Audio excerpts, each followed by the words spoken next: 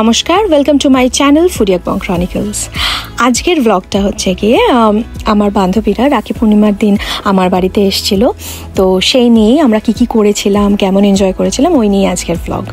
তো সেদিন আমি সবার জন্য স্ন্যাক্স হিসেবে করেছিলাম ফুচকা, আর শুধু একটাই প্রবলেম ছিল, সবকটা ফুচকা আমার সেদিন ফোলেনি, কয়েকটা ফুলেছে, কয়েকটা পাপড়ি হয়ে গেছিলো।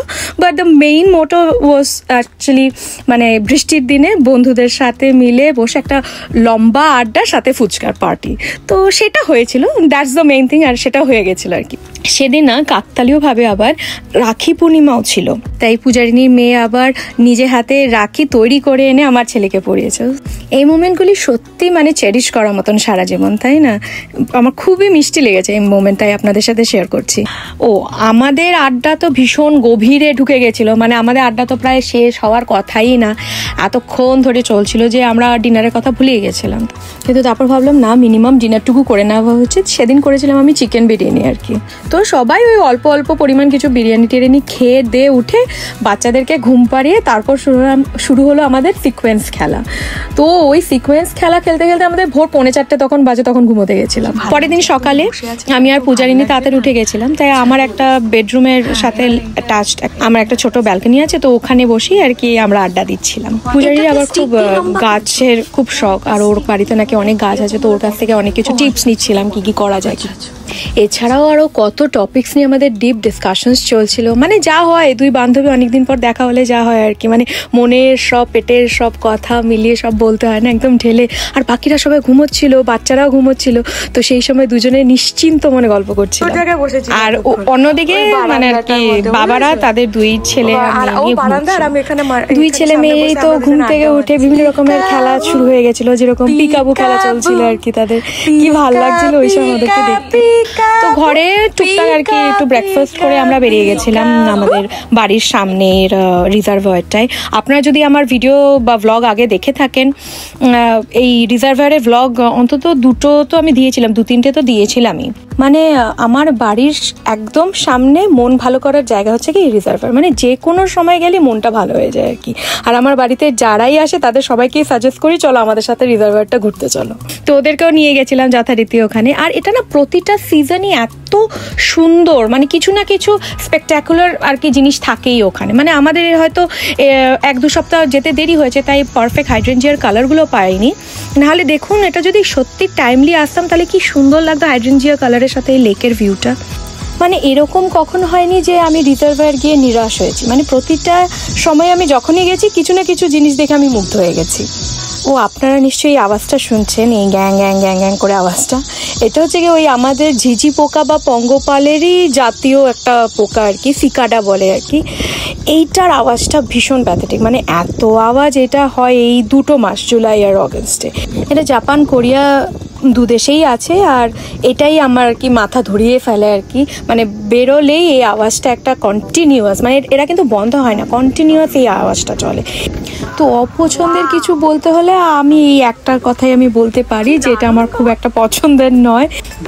ও এই দিকটা দেখুন কি সুন্দর, মানে লেকের উপর দিয়ে একটা ব্রিজ দিয়ে আর কি হেঁটে এগিয়ে আসা, আবার ঠিক তার সামনে আবার একদম মিডলে আর কি এই ফোয়ারাটা আর কি। জাস্ট দেখুন জায়গাটা, আমি তো ওখানে মানে পুরো স্টিল হয়ে গেছিলাম, পুরোটা খালি দেখছিলাম আর ভাবছিলাম আর মুভ করবো না ওখান থেকে। আর দেখতে অনেকটা দূর লাগছে তো ফোয়ারাটা, কিন্তু অ্যাকচুয়ালি কিন্তু আমরা জলের ছেটাও পাচ্ছিলাম আর কি। তো আমি ওকে ওটাই বলছিলাম যে জলের ছেটাও পাচ্ছি। আমি বেশ অনেকগুলো দেশের ফোয়ারা দেখেছি, কিন্তু কেন জানি লেকের মাঝখানে এত বড় একটা ফোয়ারা মানে দেখতে আমার কিন্তু সত্যি এটা আমার অন্য রকমের একটা এক্সপিরিয়েন্স ছিল। রাতে কিন্তু আবার এখানে যেহেতু লাইট শো হয় এখানে, তো রাতে ভাবুন তাহলে এই আলোর মধ্যে এই ফোয়ারাটা দেখতে কতটা আরও সুন্দর লাগবে। আর এই সামনেটা কিন্তু এটা চাঁদ বোঝাতে চাইছে আর কি, তো মানে দারুণ দেখার দৃশ্য আর কি। আর শুধু সাইট সিইং এর জন্যই যে সবাই যায় তা কিন্তু নয়, কোরিয়ানরা তো ভীষণই ট্রেকিং ফ্রিক। তো এই যে ব্রিজের জায়গাটা দেখছেন, এখান দিয়ে এই পুরো পাহাড়টা ধরে অপোজিট সাইডে একটা রিজার্ভার আছে, ওই টোটাল জায়গাটা প্রায় 2-2.5 কিলোমিটার অবধি সবাই ট্রেকিং করতে আসে। আর এই দেখুন এখানে অনেকে আবার জেট স্কি করতে আসে। এটা এই গরমের সময় অফকোর্স, শীতকালে তো আর করা যাবে না, বাট দারুণ লাগছিল সেটাও দেখতে। আমি না এই ব্রিজটা ধরে ঘন্টার পর ঘন্টা হাঁটতে পারবো, মানে কোনো ক্লান্তি আসবে না। একবার দেখুন খালি চারপাশটা, সামনে আর কি পাহাড়ের এই সুন্দর দৃশ্য, আর আপনি মানে লেকের মাঝখান দিয়ে একটা সরু ব্রিজের মাঝখান দিয়ে হেঁটে যাচ্ছেন। উফ, অপূর্ব রোম্যান্টিক একটা ব্যাপার, তাই না? কাশ আমি এই জেট স্কিটা করতে পারতাম, সত্যি আমার এটা দেখার পর খুব লোভ হচ্ছিল। যাই হোক, ব্রিজ পেরিয়ে না আমরা লাঞ্চের জন্য রাস্তার অপোজিটেই একটা অথেন্টিক কোরিয়ান রেস্টুরেন্টে গিয়েছিলাম। এটা আমার ফার্স্ট টাইম আর কি, কারণ আমি আগে কখনো কোরিয়ান রেস্টুরেন্টে গিয়ে মানে অথেন্টিক কোরিয়ান রেস্টুরেন্টে গিয়ে খেতে পারিনি, বা ভয় লেগেছে যে আমি সবকটা খেতে পারবো কি পারবো না, বিকজ কনফিডেন্স ছিল না। কিন্তু এবার গিয়ে খেয়ে আমার সেই ভুল ধারণাটা ভেঙে গেছে আর কি। ও, কোরিয়ানরা না খাওয়ার সার্ভ করে ব্রাসের বোলে, মানে আমাদের ওই আমরাও যেরকম কাঁসার থালাবাটিতে খাই ওরাও ওরকম আর কি। অনেক কিছু ম্যাচ আছে। লাঞ্চের স্প্রেডটা দেখুন, আমরা নিয়েছিলাম ফিশ থালি। তো এই থালিতে কি না নেই, মানে ফিশ থালিতে ফিশ ছাড়াও মানে বিবিনবাপ, যেটা মোস্ট ফেমাস ইন কোরিয়া খাবার, এটা ভাতের মধ্যে বিভিন্ন রকমের সবজি দিয়ে একটা ডিশ হয় আর কি। তার সাথে একটা সয়া সসের একটা ডিপ বা স্যুপ দেয়, সেটা উপরে স্প্রিং অনিয়ন্স, সেজেম এসব দেওয়া থাকে আর কি। তো দারুণ খেতে লাগে ওটা দিয়ে আর কি বিবিনবাপটা। দারুণ দারুণ। আমি তো সব কটা রান্নাই খেতে পেরেছি। ইউজুয়ালি আমি সব খেতে পারি না, সেখানে আমি সব কটা খেতে পেরেছি, মানে সত্যিই সব কটা টেস্টি ছিল। সুইট পটেটো ডিশ ছিল, তারপর টেম্পুরা ছিল, তারপর ছিল স্প্রাউটসের আলাদা স্যুপও ছিল, আবার স্প্রাউটস দিয়ে স্যালাডও ছিল, লেটাস স্যালাডস ছিল, তারপর গাজর আর সিজম সিড দিয়ে একটা পিকল টাইপ খেতে, খুব টকটক দারুণ খেতে একটা জিনিস। এছাড়াও ছিল এই যে এই ডাটাটা, এটা সর্ষে বা ওই টাইপ কি জানি একটা জিনিস দিয়ে তৈরি, পূজারিনী বেটা বলতে পারবে, তো ওই বলেছিল আর কি। তো আমি টেস্ট করে দেখলাম, কিন্তু টেস্টটা অসাধারণ ছিল। মানে অনেক অনেক এত সব ডিশেস ছিল যে আমি সবকটা আপনাদের হয়তো নামগুলো পারফেক্ট বলেও উঠতে পারবো না। মাছটা, এটা মনে হয় ম্যাক্রেল ফিশই। এই মাছ ভাজাটা এতটাই টেস্টি, আর শুধু আমাদের যে ভালো গেছে তা নয়, পূজার মেয়ে আমার ছেলে দুজনে বেশ রেলিশ করে ব্যাপারটা খেয়েছে আর কি। So it's very tasty. আর শুধু তো খাবার নয়, খাওয়ার সাথে চলছিল আমাদের নেভার এন্ডিং আড্ডা।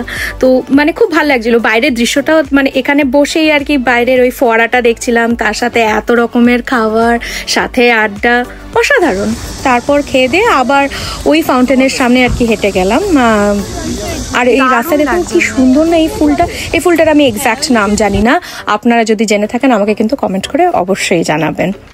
প্রথমের দিকে আমি লাঞ্চ করা অবধি মানে আশপাশটা বেশ সানি ছিল, মানে কড়া রোদ ছিল। হঠাৎ করে দেখলাম ক্লাউডি হয়ে গেছে, আর তাতে আরও দেখতে ভালো লাগছিল আশপাশটা, আর সাথে সুদিং মিউজিক তো চলছিলই ওখানে। তো সব মিলে দারুণ। তো ওদেরকে বললাম চলো বাড়ি যাই, ওরা বললো না না অনেক দেরি হয়ে যাবে, কারণ সত্যি মানে আমাদের দেগু থেকে সোল আপনারা তো জানেনই 4-5 ঘন্টা তো নর্মাল লেগেই যায়। তো বললো না না এতক্ষণ লাগবে জার্নি, চলে যাই পরের দিন আবার সোমবার। তো ওরাও ওখান থেকেই সোলে রওনা হয়ে গেল, আর আমরা বাড়ি ফিরে আসলাম। সত্যি মন খারাপ লাগে, বন্ধু বান্ধবরা আসলে এরকম সুন্দর করে উইকেন্ডগুলো কেটে যায়, খুব ভালোই লাগে। তো আমরাও বাড়ি ফিরে আসলাম, আর বাড়ি ফিরে আসার পর পূজাদের দেওয়া গিফটগুলো আর কি আনর্যাপ করলাম, আর তাই আপনাদের সাথে শেয়ার করছি। এই বোলগুলি দেখুন, এটা হচ্ছে গিয়ে এখানকার বেশ ফেমাস কোরিয়ান সোভেনিয়ার বোল। এটার মধ্যে ওরা সস বা পিকলস দেয়, ওরা অনেক পিকলস খায়, তো এরকম ছোট ছোট বলেই দেয় ওরা। তো এইটার স্পেশালিটি হলো এই যে 3D, মানে একদম উঠে আছে মাছগুলো টাইপের। এছাড়াও দিয়েছিল কোরিয়ান রেড বিন ফেমাস বানস, আর ছেলের জন্য রিমোট কন্ট্রোল কার। আপনাদের আজকে আমার ব্লগটা কেমন লাগলো আমাকে অবশ্যই কমেন্ট করে জানাবেন। আর যদি নতুন বন্ধু হন আমার চ্যানেলের, please do like, share and subscribe my channel.